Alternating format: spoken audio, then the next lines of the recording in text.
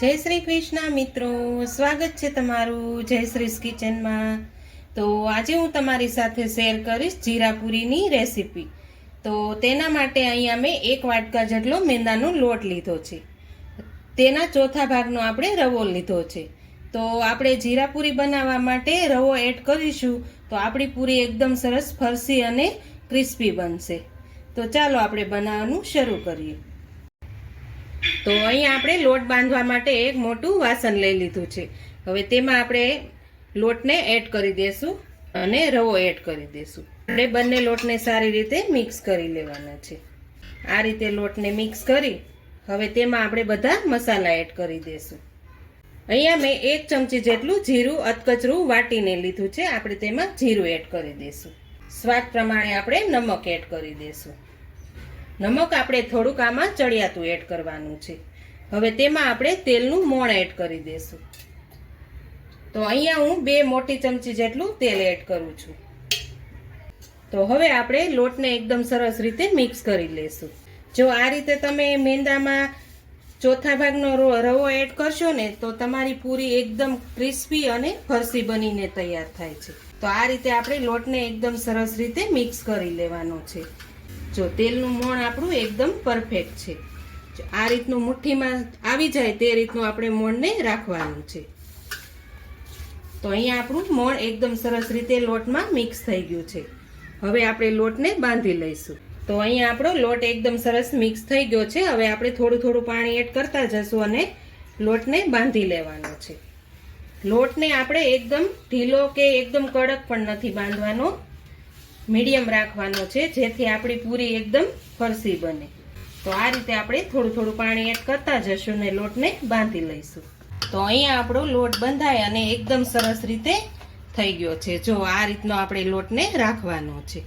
હવે આપણે આ લોટને 10 મિનિટ સુધી રેસ્ટ આપી દઈશું, જેથી આપણે રવો એડ કર્યો છે તો રવો એકદમ સરસ રીતે ફૂલી જાય।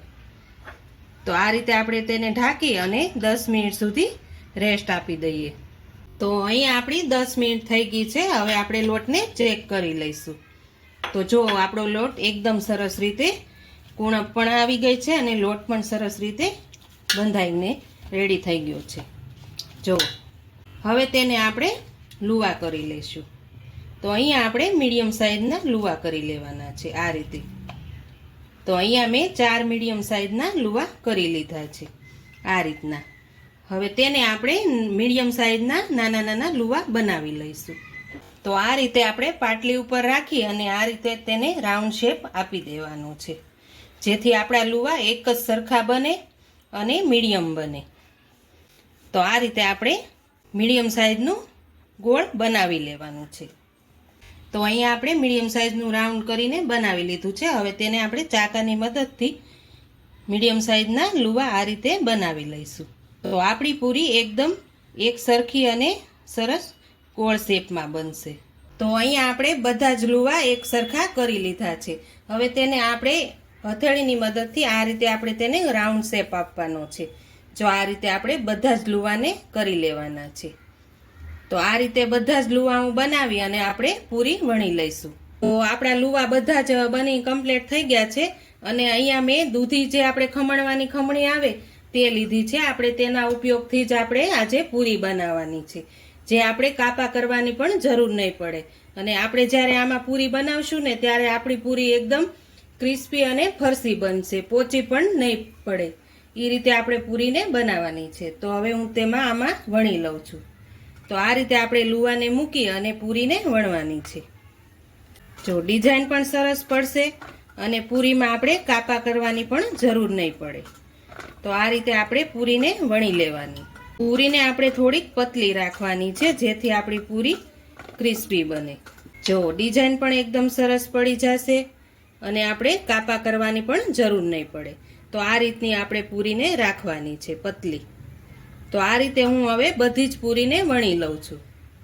તો અહીંયા આપણે પૂરી બધી જ વણીને તૈયાર કરી લીધી છે। હવે આપણે પૂરીને તળી લેવાની છે। તો અહીંયા આપણે તેલ ગરમ કરવા મૂકી દીધું છે। હવે આપણે પૂરીને તળી લેવાની છે। તેલ આપણે એકદમ સરસ ગરમ થવા દેવાનું છે, પછી જ આપણે પૂરીને તળવાની છે। તો અહીંયા આપણું તેલ એકદમ સરસ રીતે ગરમ થઈ ગયું છે। હવે આપણે બધી જ પૂરીને તળી લેવાની છે। તો આપણે આમાં જેટલી સમાય તેટલી પૂરી આપણે એડ કરી દઈશું. પૂરી જ્યારે આપણે તળીએ ને ત્યારે આપણે ગેસની ફ્લેમ ધીમી કરી નાખવાની છે. તો અહીંયા આપણે આ રીતની થોડીક બ્રાઉન કલરની થાય ત્યાં સુધી આપણે તેને તળવાની છે. તો અહીંયા આપણી પૂરી એકદમ સરસ રીતે તળાઈ ગઈ છે. હવે તેને આપણે બહાર કાઢી લઈશું. તો આ રીતે આપણે બીજી પૂરીને પણ તળી લઈશું. તો અહીંયા આપણે બધી જ જીરા પૂરી તળી અને રેડી કરી લીધી છે. તમે જોઈ શકો છો કે આપણી પૂરી એકદમ સરસ ક્રિસ્પી અને ફરસી બની છે. જો હું તમને ભૂકો કરીને પણ બતાવું. જો આ રીતની આપણે પૂરી બની અને એકદમ તૈયાર થઈ ગઈ છે. તમે પણ આ રેસીપી ઘરે જરૂરથી ટ્રાય કરજો. સવારે ચા સાથે આ નાસ્તો ખૂબ જ ટેસ્ટી લાગે છે અને બાળકો જ્યારે સાંજે સ્કૂલેથી આવે છે ત્યારે પણ તમે આ નાસ્તો બાળકોને પણ આપી શકો છો. તો તમને જો મારી રેસીપી પસંદ આવી હોય તો મારા વિડીયોને લાઈક કરજો, વધુમાં વધુ શેર કરજો ને હજુ સુધી મારી ચેનલને સબસ્ક્રાઈબ ન કરી હોય તો પ્લીઝ સબસ્ક્રાઈબ કરી દેજો ને કોમેન્ટ કરીને કહેજો કે તમને મારી જીરા પૂરીની રેસીપી કેવી લાગી.